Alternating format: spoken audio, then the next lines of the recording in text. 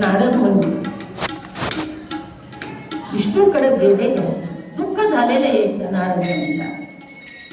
दुःख झालं आणि दुःख झालं म्हणून इष्टदेवताकडे विष्णूकडे गेले. विष्णूला आपल्या अंतकरणाची व्यथा सांगितलेली. काय दुःख झालं होतं ते आपण आता बघणार आहोत. अंतकरणाची व्यथा सांगितली, मला खूप दुःख झालेलं आहे, मी काय करू, कोणता उपाय करू आणि कोणत्या उपायाने माझ्या या दुःखाची निवृत्ती होईल.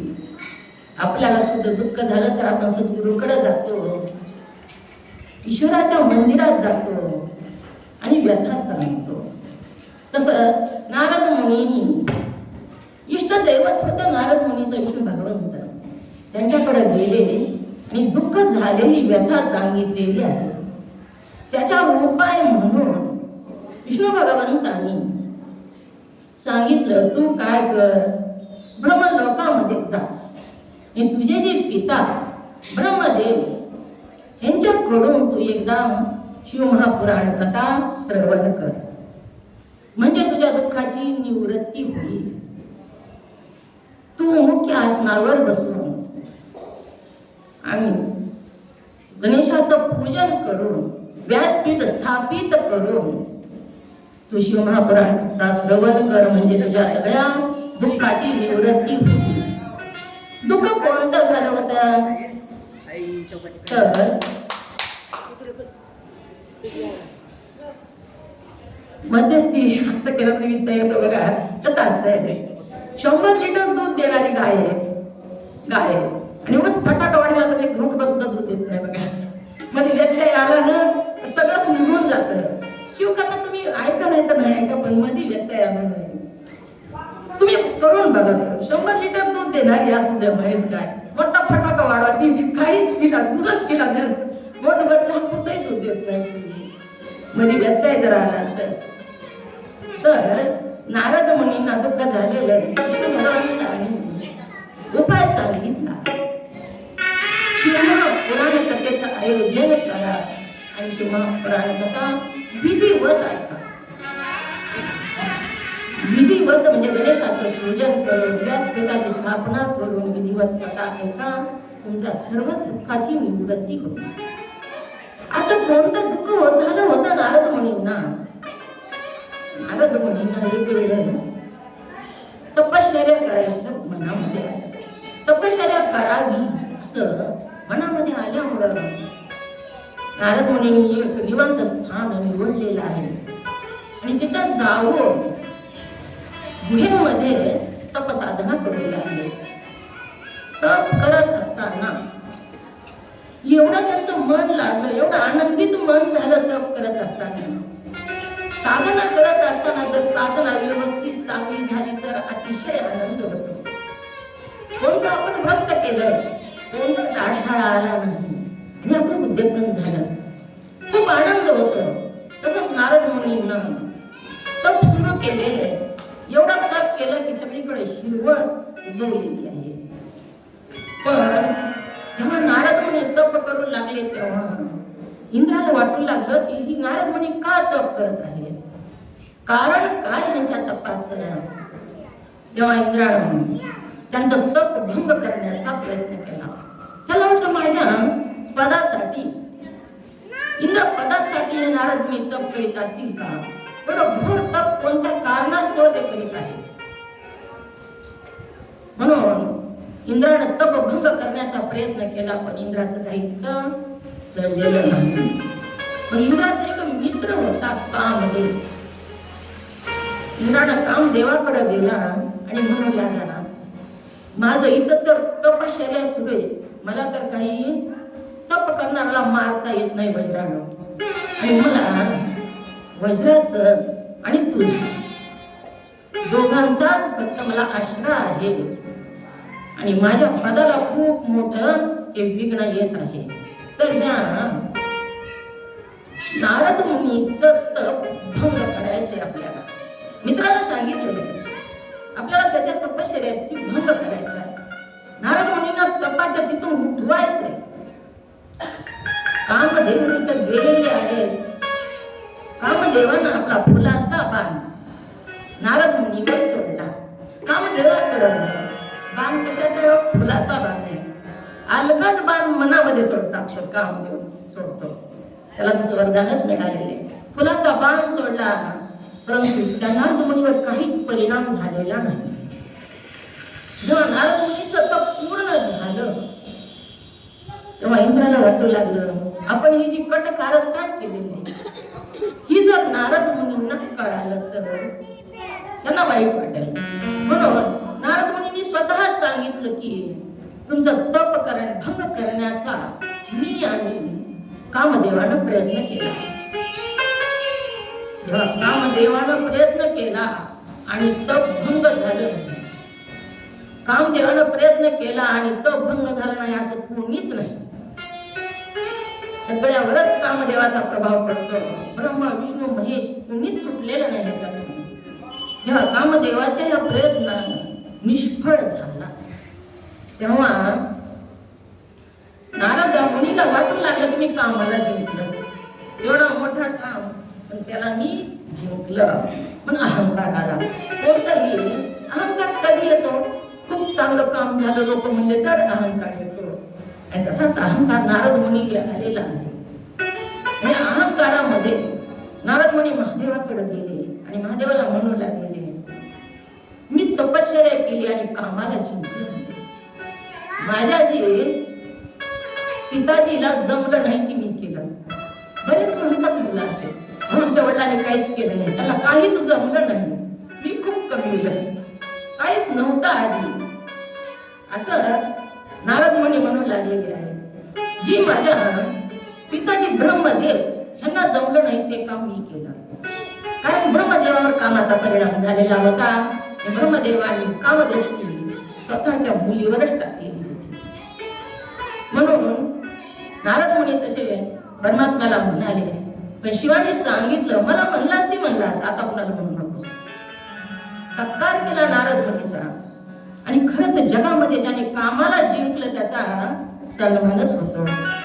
महादेवाने ही सत्कार केलेला हार घातला गळ्यामध्ये, पण नारद मुनीला अहंकार आलेला होता. नारद मुनीला काय वाटू लागलं, मी कामाला जिंकलं ही माझा जी सन्मान आहे, माझी मोठेपणा ही माझा, ती महादेवाला सहन झाला नाही. आणि म्हणूनच महादेव मला म्हणत आहे की तू ही कुणालाच सांगू नकोस. हार घातल्यालाही काढून टाकला आणि नारद पळतच सुटली. कुणाकडे? इष्टदेवतेकडे. इष्टदेवतेकडे गेले आणि विष्णू भगवंताला सांगितलं, मी कामाला जिंकलं म्हणजे जी माझ्या पिताजीनी जमलं नाही ती मी करून दाखवलं. मी कामदेवाला सुद्धा जिंकलेला आहे. आणि महादेवाने मला सांगितलं, महादेवाला सहन झालं नाही म्हणजे माझा हे विजय झालेला. महादेवाने मला तुम्हाला सांगू नका असं सांगितलं. भगवंताच्या लक्षात आलं, ही जो माझा भक्त आहे, अखंड भक्त आहे नारद मुनी, अखंड नाम स्मरण असतं नारद मुनीचं, आणि हा जो माझा निश्चिम भक्त आहे याला अहंकार आलेला आहे. आणि आपल्याच भक्ताला अहंकार येऊ नये असं विष्णूला वाटलं, आणि विष्णूने एक युक्ती केली आहे. विष्णू म्हणू लागले, कामाला जिंकलंस ते खूप चांगलं झालं, तू खूप ज्ञानी आहेस, तुला खूप मोठं पद प्राप्त झालेलं आहे. बरीच स्तुती केली, परंतु विष्णूने ठरवलं त्याचा अहंकार काढून टाकायचा आहे. अहंकारासारखा शत्रू दुसरा कोणताच नाही बघा, आपला कोणताच शत्रू नाही. अहंकार गेला की देवच झाला, त्याला काही येऊ नाही. पण अहंकार आला की देव दूर गेला. अहंकार मनावच कशाला? मी हा जो मी आहे ना, हाच अहंकार आहे. कुठेही अशा शिवानुभव मंडपामध्ये, कीर्तनामध्ये किंवा मठामध्ये जाताना अहंकाराला चप्पलच्या तिथं सोडूनच मध्ये यायला पाहिजे, तरच कथा सुद्धा कळते. मी कोण आहे? मी डॉक्टर आहे, मी इंजिनियर आहे, मी हा जो मी आहे ना, मी बाहेर सोडायचा. मी एक साधक आहे किंवा श्रोता आहे आणि ऐकायला आलो, हीच भावना घेऊन जर आपण आलो तरच आपल्याला कळतं.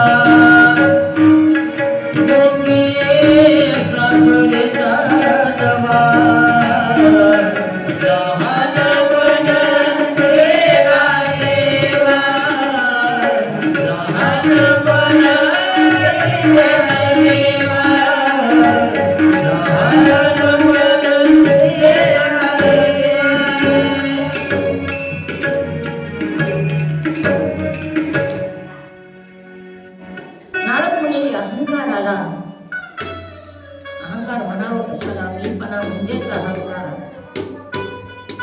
अहंकारामुळे समोरचा प्रत्येक जण दुखावला जातो. अहंकारी माणसाच्या आसपास कुणीच येत नाही. याला भेटतात लोक या अहंकारी माणसाच्या जवळ. भजन झाले, अहंकार म्हणावा कशाला. भजन झालं, खूप सुंदर गायन केलं. ज्यानं गायन केलं त्याला काय वाटतं, माझ्यामुळेच भजन नीट झालं. मी गायलं म्हणूनच, हा मी हा अहंकार आहे. खूप सुंदर मृदंग वाजवला. त्या मृदंग वाजवणाऱ्याला जड वाटलं माझ्यामुळंच भजनाला रंग आला. मृदंग नसता तर भजनच होत नव्हतं. त्याला अहंकार म्हणावं. मी केलं म्हणूनच झालं. अहो सप्ताह मी होतो म्हणून पार पडला. नाही तर काही त्या सप्ताहामध्ये तुम्ही केलं, पण केल्यावर सर्वच केलेल्यावर पाणी पडतं अहंकाराला. सामान्य कामावाली आपल्या घरी आपण पुरणपोळीचं जेवण जेवू घातलं, दुसऱ्या दिवशी तिला काम सांगितलं, तिनं काम नाही केलं नाही. ती म्हणू लागली मला आज गडबडत आहे, काम काही करणं होत नाही तुझं. तर आपण तिला म्हणलं आपण काल पुरणपोळीचं जेवण घातलं तुला, आज काम नाही म्हणतेस, पुन्हा जेवण पाहिजे. आपल्या इथं चहा सुद्धा घेत नाही, पुन्हा ती नको म्हणते. अहंकार एवढा नको अभिमान